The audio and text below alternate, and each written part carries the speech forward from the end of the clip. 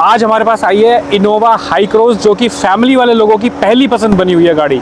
अगर आपको एक गाड़ी चाहिए जो कि ईवी मोड में और पेट्रोल मोड में भी चलती है, ये वाली गाड़ी की यूएसपी यही है कि ईवी मोड में और पेट्रोल मोड में चलती है, और आपको फैमिली के लिए एक बहुत कंफर्टेबल गाड़ी चाहिए जिसके अंदर आपके गाड़ी के 7-8 मेंबर आराम से बैठ जाएं और आप लॉन्ग डिस्टेंस की यात्रा कर पाएँ, तो ये गाड़ी से बेस्ट कोई गाड़ी है नहीं अवेलेबल।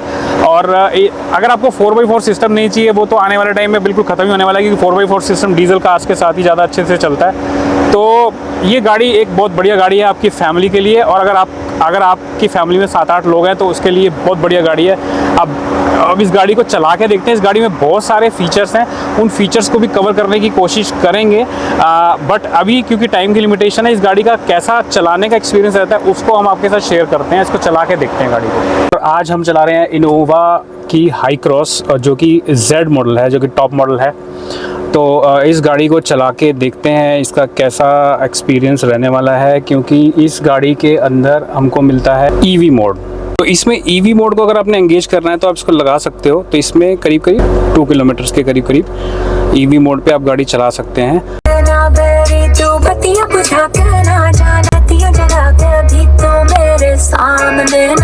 तो ये म्यूजिक है, अच्छा लगा मुझे काफ़ी। इसमें कौन सा सिस्टम आता है?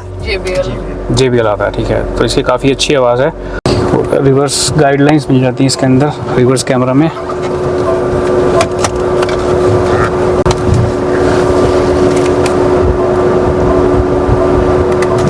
तो भाई हम लेके आ गए इस गाड़ी को इस वक्त हाईवे पे, तो इसको चला के देख लेते हैं। इस गाड़ी का जो कंफर्ट है ना, अभी हमने थोड़ी बेकार सी रोड पे गाड़ी चला के देखी है, तो इसका कंफर्ट काफ़ी सही लगा। मतलब गाड़ी बहुत कंफर्टेबल है यार, मतलब कोई कंपैरिजन नहीं किसी और गाड़ी के साथ इसके सेगमेंट में।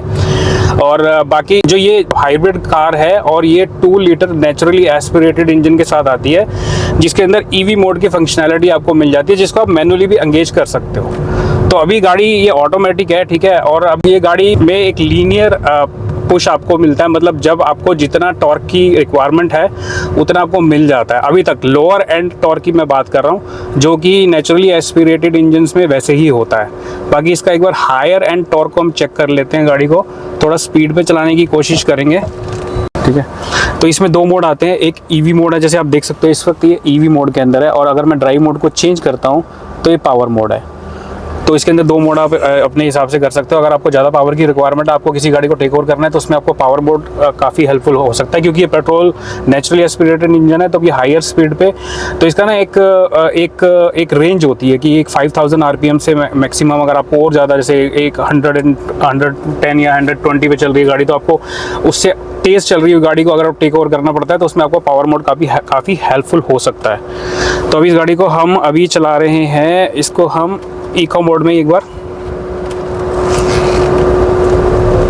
तो ये जो गाड़ी है हमारे पास 36 टोयोटा से आई है, लेकिन अभी इको मोड पे खैर इंजन की काफ़ी आवाज़ तो आ रही है मेरे को। बाकी गियर चेंजिंग का इसका पता नहीं चल रहा। जैसे मुझे ज़्यादा अगर स्पीड चाहिए तो ये एकदम, मतलब आप इसको जितना धीरे धीरे चलाएंगे ना, उतना ज़्यादा ये गाड़ी आपको कंफर्टेबल लगेगी।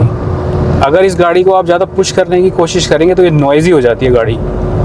अगर मैं धीरे धीरे पुश कर रहा हूँ और बहुत लाइट फुटेड गाड़ी को एक्सेलरेट कर रहा हूँ, तो गाड़ी बहुत अच्छे से रिस्पॉन्स दे रही है। बट जहाँ मैं थोड़ा सा एक्सेलरेशन देता हूँ तो गाड़ी नॉइज़ी हो जाती है। और दूसरा जो इसका अडाप्टिव क्रूज जो मोड है इसके अंदर, गाड़ी के अंदर सामने की गाइडलाइंस है, इसको देख के चलेगा। अभी मैंने हैंडल छोड़ दिया इसका। बाकी कॉन्फिडेंस तो नहीं आता भाई, हम लोग मैनुअल गाड़ी चलाने वाले हैं भाई, हम लोगों को अडाप्टिव क्रूज कंट्रोल की आदत नहीं है। हमें तो थोड़ी सी भी गाड़ी इधर उधर होती है तो अपना हाथ नेचुरली जाता है। वही अडाप्टिव क्रूज कंट्रोल भी इसके अंदर मिल जाता है, जो कि आपको लेन चेंजिंग में, मतलब आपको जैसे ये बीच में जो आपको ये लाइंस मिल जाती है ना, तो उसके बीचों बीच में रखने की कोशिश करता है। जैसे कि मैंने कहा, इको मोड के अंदर जब आपको ज़्यादा पुश करने की कोशिश करते हैं तो जो इंजन है इसका नॉइज़ी हो जाता है। और उसके बाद जब गियर चेंजिंग है उसका बिल्कुल पता नहीं चलता कि कब गियर चेंज हो रहा है। तो इसके अंदर जो है CVT है, इस वजह से इसके जो गियर चेंज हो रहा है ना, उसका बिल्कुल पता नहीं चल रहा है। जो कि क्या कहते हैं, सेगमेंट्स बेस्ट में जो आता है वो DSG आता है, DSG के बाद CVT का नाम आता है, और CVT के बाद टॉर्क कन्वर्टर, जो आजकल इंडियन कार्स में यूज़ हो रहा है। बट जिसका CVT है ये बहुत अच्छे से काम करता है। अगर आप गियर के बारे में, मतलब जो कहते हैं ना कहीं जो टॉर्क कन्वर्टर होता है उसमें आपको जर्क फील होता है, इसमें कोई जर्क फील नहीं हो रहा, बट हाँ गाड़ी नॉइजी हो जा रही है। तो अभी इसको एको मोड से हम पावर मोड में चला के देखने की कोशिश करते हैं कि इसका रिस्पॉन्स कैसा रहता है, कि क्या उसमें भी नॉइजी होती है।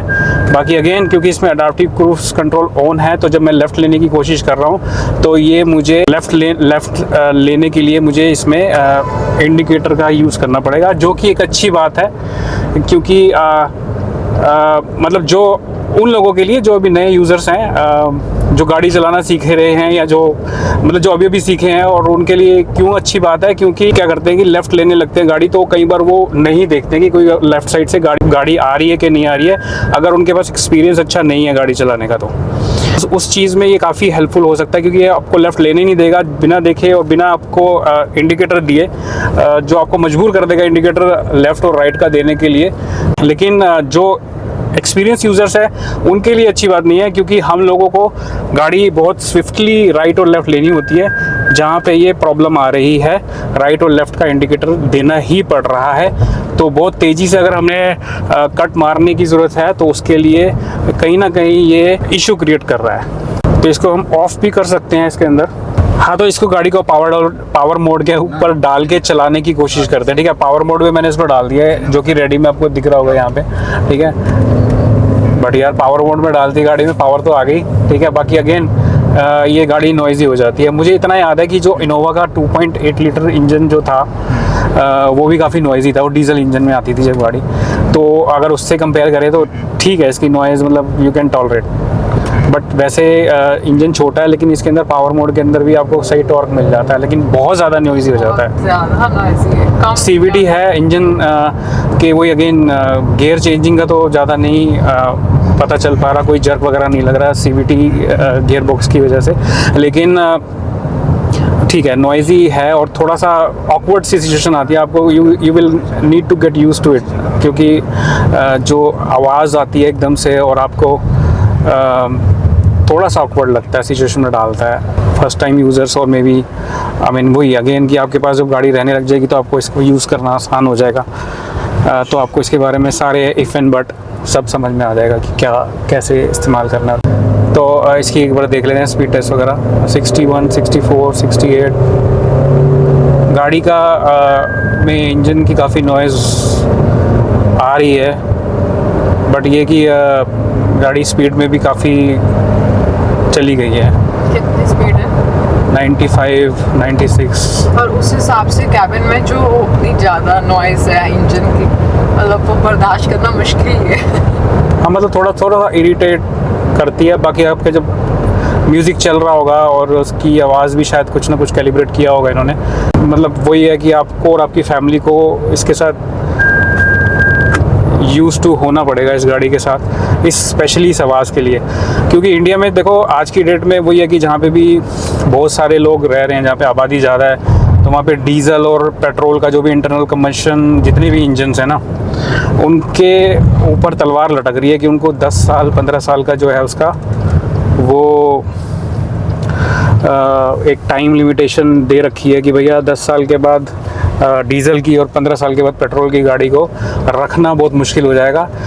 तो उस सिचुएशन को अगर ध्यान में रखा जाए तो ये गाड़ी कहीं ना कहीं फिट बैठती है, क्योंकि इसके अंदर आपको डुअल मोड मिल जाते हैं ना, ये 2 किलोमीटर 3 किलोमीटर जो है अपना, इसमें ईवी मोड में आपकी गाड़ी 2 किलोमीटर चल जाती है, और मतलब जो है कि मिक्स एंड मैच करके ईवी और पेट्रोल में आपकी गाड़ी चार्ज भी होती रहती है। तो कहीं ना कहीं क्योंकि गवर्नमेंट ऐसी गाड़ियों को कहीं ना कहीं स्पॉन्सर कर रहा है, एंडोर्स कर रहा है सॉरी, तो ऐसी गाड़ियाँ जैसे कि CNG वाली हैं गाड़ियाँ, अगर पेट्रोल में आपके साथ CNG है तो उसको भी शायद आप 15 साल से ज़्यादा रख सकते हैं, आपका फिटनेस टेस्ट होना चाहिए।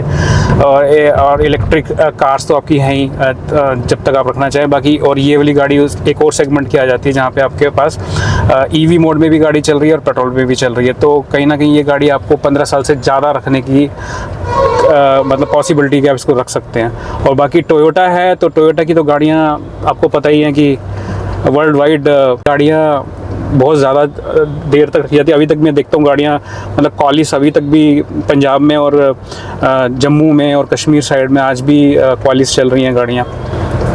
और तो ये गाड़ी लॉन्ग टर्म रखने वाली होती है। तो अगर आप गाड़ी लेना चाह रहे हैं आज की डेट में, तो जो हाइब्रिड मोड में ये गाड़ी हो गई आपकी, और इनकी एक हाई राइडर है ना, हाई राइडर है, उसके अंदर भी एक ऑप्शन आपको मिलता है जो कि 20-22 लाख की रेंज में आपको गाड़ी पड़ेगी। और उस गाड़ी में भी सेम ऑप्शन आता है। इनकी एक कैमरी आती है, कैमरी के अंदर भी सेम इनका ऑप्शन आ रहा है, इंजन ऑप्शंस, जिसमें ईवी मोड में और पेट्रोल मोड में आपकी गाड़ी चलती है। बाकी ना क्या है, अब मुझे लग रहा है कि अब हम जो नेक्स्ट गाड़ी लेंगे ना, वो हम ऑटोमेटिक ही लें। ऑटोमेटिक। मैंने कितना पिकअप दिया। गियर चेंजिंग तो पता नहीं चली, बट आवाज़ इतनी ज़्यादा नहीं आई इस बार, कितनी चलाई है। हाँ ऐसे ही है भैया, हम जब ड्राइविंग सीट पे बैठते हैं तो अच्छी गाड़ी और भी अच्छा परफॉर्म करती है। ये देखो मैं 63 पर लेकर गई हूँ इसको, और हाँ कोई नॉइस नहीं आई। बहुत इजी टू ड्राइव है यार, मुझे लग ही नहीं रहा कि कोई मैं नई गाड़ी चला रही हूँ। कंफर्ट भी इसका कंफर्ट भी अच्छा है, हाँ कंटेंट है। लग ही नहीं रहा कि कोई मैं नई कार चला रही हूँ। और जैसे मुझे अपनी स्कॉर्पियो एन में व्यू आता है ना, बहुत मतलब वाइड व्यू आता है। ऐसा नहीं है कि इसके जो साइड से मुझे अच्छा व्यू नहीं आ रहा या उस तरफ से नहीं आ रहा। बहुत ही सही है यार चलाने में, बहुत इजी टू ड्राइव है। लेकिन हाँ मतलब कैबिन में आपको जो नॉइस है इंजन की वो आती है। कुछ गाड़ियों में मुझे ऐसा फील होता है कि स्टीयरिंग को संभालना बहुत मुश्किल होता है एक हाथ से ना, मतलब कुछ ऐसी जगहें होती हैं स्पेशली जब आप टर्न लेते हो या कुछ, तो आपको दूसरा हाथ लगाना पड़ता है। लेकिन मुझे इसमें हुआ नहीं ऐसा फील, मैंने पीछे भी कट लिया और बहुत इजीली चल रही है। देखो इसमें एडास ऑन हो रखा है क्या अभी, और ब्रेकिंग भी काफी अच्छी है यार, ब्रेकिंग अच्छी है इसकी गाड़ी, है ना, मतलब ऑन डिमांड है, ऐसा नहीं लग रहा कि कहीं पे। ये देखो कंसिस्टेंट है, मतलब जहाँ पिकअप थोड़ा सा भी पिकअप चाहिए ना, एकदम से ये देखो भागती है। हाँ और देखो ब्रेकिंग बहुत सही है यार, इसकी ब्रेकिंग और पिकअप मुझे अपनी गाड़ी से भी अच्छा लगा। मे बी हमारी मैनुअल भी है तो वो गियर चेंज करने में भी हो जाता है ना थोड़ा। देखो ये आपको दिख रहा है कि बिल्कुल गेट के बीच में से निकल रही है गाड़ी। हाँ हाँ ठीक है, और वो सामने से बंदा आया, अब दिखेगा, उसने क्रॉस किया, राइट ले, ये राइट का आपका डायनेमिक गाइडलाइंस हो जाती है इसके अंदर। बाकी आपको 360 व्यू यहाँ पे आ रहा है। इसमें व्यू चेंज करने का भी है क्या? हाँ व्यू चेंज करने का भी है, अगर आपको लेफ्ट एक्सट्रीम देखना है या राइट एक्सट्रीम देखना है तो आप देख सकते हो। बट यार मेरे को एक चीज़ बहुत अच्छी लगी गाड़ी की, बहुत इजी है गाड़ी चलानी, बहुत ज़्यादा वाली इजी। ये दोनों तरफ राइट साइड और लेफ्ट साइड में आपको कितना स्पेस है ना, ये दोनों तरफ से दिख रहा है। ये फ्रंट का लिखा है रिवर्स, जैसे ही रिवर्स लगाया तो पीछे की सारी गाइडलाइंस। तो इसमें ये मिडल पता चल जाता है आपको, और यहाँ से आपको पता चल जाता है। और ये इसको आप चेंज भी कर सकते हो। ये आपकी पार्किंग में अगर लाइंस में आपको पार्क करना होता है तो ये आपका टोटल व्यू आ गया पीछे का, बैक साइड का 360 व्यू इसमें आपका ये वाला है। चल बैक ले और निकल। बैक लूँ? हाँ बैक तो लेनी पड़ेगा। नहीं बैक क्या लेना पड़ेगा, ऐसे ही निकल जाती गाड़ी। ये देखो ये देखो, इसकी डायनेमिक काफ़ी अच्छी है, काफ़ी अच्छी है। हालांकि कैमरा क्वालिटी उतनी अच्छी नहीं है मुझे जो लगा, ये देखो, लेकिन डायनामिक गाइडलाइंस ऑन डिमांड है, गाइडलाइन है। हाँ। आपको मतलब प्रॉपर एक व्यू मिल जाता है, और काफी बड़ा बहुत वाइड व्यू आपको इसके अंदर दिख जाता है। अच्छी चीज है। चले राइट, अपने गियर चेंज करने लगी दूसरा गियर लगाने लगी थी। मेरे को भी कई बार वो बीच में क्लच दबाने लगा था। हाँ वही तो, ब्रेक मार तो क्लच का है। नहीं अभी मैंने स्टार्ट किया ना, जैसे मैं दूसरा गियर लगाऊं पिकअप देते ही